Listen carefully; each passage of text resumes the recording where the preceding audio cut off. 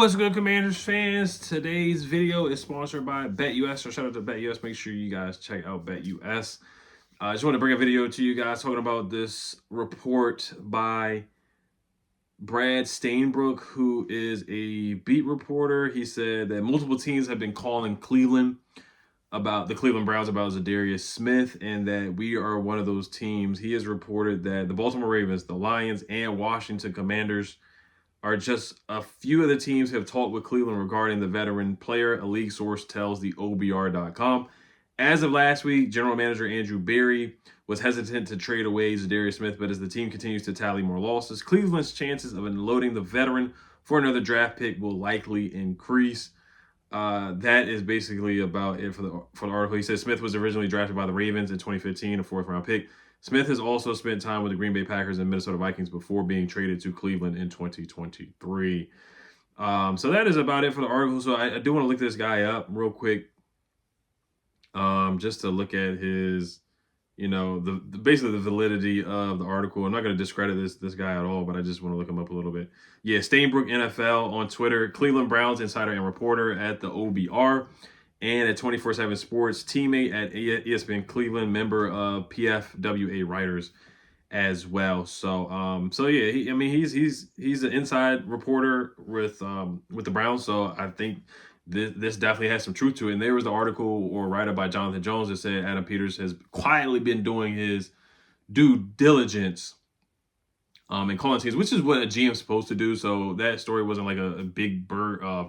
It was kind of like a nothing burger, not like the 40 burger that we had on the Panthers yesterday. But yeah, Adam Peters is doing his due diligence. Now, my thoughts on the move, or Adam Peters being involved and being interested, I like this. I like Adam Peters being aggressive, trying to get guys, trying to get some pass rushing help. Even though yesterday we did a great job getting to the quarterback. Dante Fowler was a dog. He was a beast. Frankie Louvu got to the quarterback. We got pressure on Andy Dalton. Like, we were pressuring him, and we made him uncomfortable. We threw the interception, and guys showed up. But I do think, we definitely should add more to defense, especially with Dorrance being out. Dorrance should be back pretty soon. Cleveland Farrell has missed some games. Javonte Jean-Baptiste on injury reserve. I think we were having a nice, nasty rotational pass rush when Dorrance gets back. With Dante Fowler playing the way that he's playing, he has 4.5 sacks on the year. He's been playing with his hair on fire under Dan Quinn and Joe Witt Jr. Then you bring in Za'Darius Smith, Cleveland Farrell, Dorrance, F.A.O. Bada. It's not like a juggernaut pass rush rotation, but I think we have enough pass rush juice with the way Dante's been playing. Dorrance has been playing the past couple weeks. Cleveland Farrell was getting to the quarterback before he got injured. F.A.O. Bada is a good pass rusher. And then you bring in Za'Darius Smith, who is a 3-time Pro Bowler, who gets a lot of pressure on the quarterback and can play in the inside too. I think that's a darn good rotational pass rush. 6'4", 275 pounds. He is 32 years old, going into his 10th season. And the Browns are fire selling, or they should be. As we saw, Deshaun Watson got injured. He's out for the year. They're 1-5. We blew them out. They're a terrible team. Denzel Ward, Greg Newsome, guys like that should be available. And teams are calling about Myles Garrett. I know there's no report saying that Adam Peters called about Myles Garrett, but he probably checked on Myles Garrett as well. You got to pay a lot of money for Myles Garrett. You're going to have to, give up a higher draft pick than what you are going to have to do for Za'Darius Smith. But and then I know you guys saw the Jameis Winston video that he did the press conference talking about Deshaun Watson, very passionate, talking about how fans shouldn't have booed Deshaun. But let's get back to Za'Darius Smith here. Let's check in some of Za'Darius Smith's numbers and where he's been at. It was former 4th-round pick with the Ravens back in 2015. 3-time Pro Bowler, 3-time in the top 100 NFL list. Had 13.5 sacks in 2019 with the Packers, 12.5 sacks in 2020 with the Packers, 10 sacks in Minnesota in 2022. Those were his 3 Pro Bowl years. Then 5.5 sacks with the Cleveland Browns, 4 sacks this season. He did get a sack on Jaden Daniels as well, and he's on pace to probably 8, 9, or 10 double-digit sacks on the year. 5.5 sacks his rookie year in 2015 with the Ravens, 3.5 sacks in 2017, 8.5 sacks in 2018 with the Ravens. Then he just, basically hit his stride, hit his prime in 2019 with the Packers, and was a Pro Bowl player back-to-back seasons, had 13.5 and 12.5 sacks. He had 12.5 sacks and 23 hits in 2020, and then 13.5 sacks and 37 quarterback hits in 2019. And then 2022 with the Vikings, he had 10 sacks and 24 quarterback hits. And he's been relatively healthy in his career, 16 games played in 2023, 16 games played in 2022, 16 games played in 2020, 2019, and 2018. 14 games played in 2017, 2015 played in 15 games. So he's been relatively healthy for the most part. But I do want to get into some advanced metrics for Za'Darius Smith. But before we do that, quick shout out to BetUS. Make sure you guys sign up with BetUS. First time users, you get 150% deposit bonus match up to $2,000 on your first deposit using promo code YouTube150. And then on your next 2 deposits, you get a promo bonus deposit match for 125% up to $2,000 on your second and third deposits with BetUS using promo code YouTube150. So it's a darn good deal, guys. Now, we did hit on the Brian Robinson anytime touchdown wager against the Panthers yesterday. We did hit on that. We hit on Terry McLaurin's receiving yards over against the Panthers. Those were some of my picks, but we did not hit on Jaden Daniels anytime touchdown because he got injured, and then also Chuba Hubbard over rushing yards, and then Deontay Johnson over receiving yards because our defense stepped up. But I did say Chuba Hubbard would get into the end zone. I'm pretty sure I gave that pick to you guys on BetUS. But make sure you guys sign up using BetUS, promo code YouTube150. All right, so Za'Darius Smith, even though the sack totals weren't there, the pass rush numbers were there for sure. I mean, he had an 86.8 PFF pass rush grade, which was 9th among edge defenders. He had an 18.1 pass rush win rate, which was 10th among edge defenders, and he had 20 quarterback hits as well.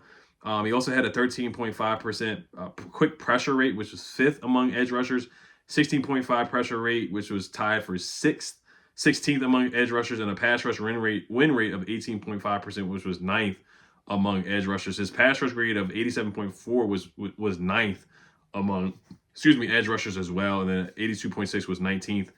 Was 19th among edge rushers as well. Now he had a bad run defense grade of 57.6, which was tied for 96th among edge rushers. So all his pass rushing metrics and pressures metrics, all those were really, really, really good per PFF last year.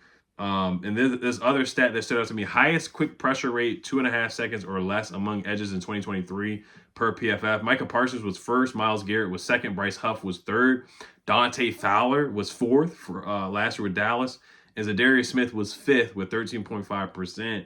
So he was top 5 in that metric. So every metric he was good. He just didn't have the sack numbers. He had 5.5 sacks, which is solid. But, he's used to getting 10, but all the other metrics were really good. And he was a good pairing next to Myles Garrett. They had a really good tandem as they made the playoffs last year. And since 2022, Za'Darius Smith has 138 quarterback pressures, which is 11th among edge rushers as well, which is pretty darn good, man. Like I talked about, his pass rush win rate 18.7, which was really good last year. So Za'Darius Smith, he had a good year last year, even though like I said, the sack totals didn't show up, but he still has some juice there. He still has some stuff left in the tank at 32 years old. So I think he could really come in and wreak havoc for sure, man. And you look at the trade compensation that the Browns gave up for Za'Darius Smith in 2023. They gave up so the Browns traded for a 3-time Pro Bowl defensive end Za'Darius Smith, a 2025 6th-round pick, and a 2025 7th-round pick from the Vikings in exchange for 2 5th-round picks, one in 2024 and the other in 2025. So they basically gave up 2 5th-round picks for Za'Darius Smith, which is something that I wouldn't mind us doing. Now, you look at the draft picks that we have. We don't have a 5th right now because we gave that to Philly with the Jahan Dotson trade, but we did get 2 3rds. I'm not giving up a 3rd-round pick for Za'Darius Smith, and I'm really leaning against giving up a 4th for Za'Darius Smith. So maybe a 5th round or 2026 5th-round pick for Za'Darius Smith. I think that's something to consider. We do have 2 6th-round picks, and we have a couple of 7ths as well. So if they want to do like a 7th-round pick, or maybe just straight up give up a 4th for Za'Darius, a 4th kind of feels a little too high. But if we're not in win now mode, if you do want to make that push to make the playoffs and just get some more pass rush, then I think it's something to think about. That 4th-round pick is enticing, man. I wouldn't want to really give that away. Maybe I would play hardball and say like, hey, a 6th-round pick. You guys traded 2 5ths, so maybe we'll give you a 5th next year in one of our 7ths. Because we got 2 or 3 7th-round picks, so maybe a 7th this year and a 5th-round pick from next year for Za'Darius Smith is something that I think that Adam Peters may throw in there. So I think that's something that we could definitely consider, because the Browns only gave up 2 5ths, so we really shouldn't give up anything more than a 5th-round pick for Za'Darius Smith. in my opinion. But you look at his contract, he still has, what, 2 years left on his deal? He has 1 year. Yeah, he has 1 year left on his deal after this year. So he's on a 2-year, $23 million deal, $11.5 million per year. So there is a potential out after after this season, actually, with a $14 million dead cap hit. So there's really no rush to cut him after this year. I wouldn't do that anyway. But there is a potential out with his contract after this season. But Za'Darius is a dog, man. He can play inside. And of course, he plays on the edge, but he can play on the inside too. So Joe Witt Jr. and Dan Quinn can certainly get creative with Za'Darius Smith as a pass rusher. You look at his write-up coming out of college in 2014, fourth-round pick, or 2015, fourth-round pick from the Ravens. The write-up for him was a linear build with a well-defined upper body. Plays like his hair is on fire, which you can clearly see that with the Vikings, Packers, and the Browns when he played against us, and is more than happy to mix it up with tackles in the trenches. Strong at the point of attack, can stack and shed blockers using arm extension and power in hands. Will do the dirty work for a defense and is considered a good team first player, which definitely fits the culture and what Marcus Mariota said yesterday too, just talking about teammates and players, and it's an enjoyable place to play. So I think he would definitely fit the culture, which is something that, you know, when people were talking about trading for Davante Adams, would he fit the culture or other receivers that we've discussed? And I think Za'Darius Smith would definitely fit the culture, being a team first guy. And then this is a write-up by a scout scouting Za'Darius coming out in 2015. It says, quote, "He will play hard for you and has a chance to be a tone setter in camp, but I don't think he's going to be more than just a worker bee and depth player," end quote. So he definitely debunked and smashed that write-up by that scout there, because he's been definitely way more than a worker bee and a depth player. He's been a 3-time Pro Bowler and a top 100 player in this league 3 years in his career. So but I think he would be a great player for us. Effort-oriented power, end with a willingness to battle and fight at the point of attack. He's not big enough to play end in a 3-4, so he'll have to become an above average run thumper as a 4-3 power end. That was another write-up on Za'Darius Smith coming out of Kentucky. But he's definitely way more than just a power end or a run stopper. He's actually been more of a pass rusher than a run stopper the past couple seasons. But like I said, you don't want to base everything off PFF, but PFF numbers, he's been a really good pass rusher, and he racked up 61 quarterback pressures on 402 pass rushing snaps. So he had a good year last year, and he's having a good season this year too with 4 sacks, even though they've been getting blown out by teams just because they just have not been able to score with Deshaun Watson at quarterback. So I think this is a guy we definitely should consider. There's some other guys like Max Crosby's not realistic, but I think this is actually a realistic trade, and this is one where it's not like, oh, we're projecting or ESPN's just making up trades. Like, this is an actual Adam Peters actually having interest in trading for this player. So we'll see what happens, but I'm for it, guys. I'm for it. I'm down for it. I would love to see him, Dorrance, and Dante playing the way that he's playing right now. Dante should really win Defensive Player of the Week, in my opinion. This week, he really should win Defensive Player of the Week after having that pick 6 and that sack. He should win it for sure. But I would like this pickup of Za'Darius Smith, man. He can play, man. He's a baller, and I think Dan Quinn Joe Jr. would use him really, really well. So, but all right, you guys let me know what you guys think as always.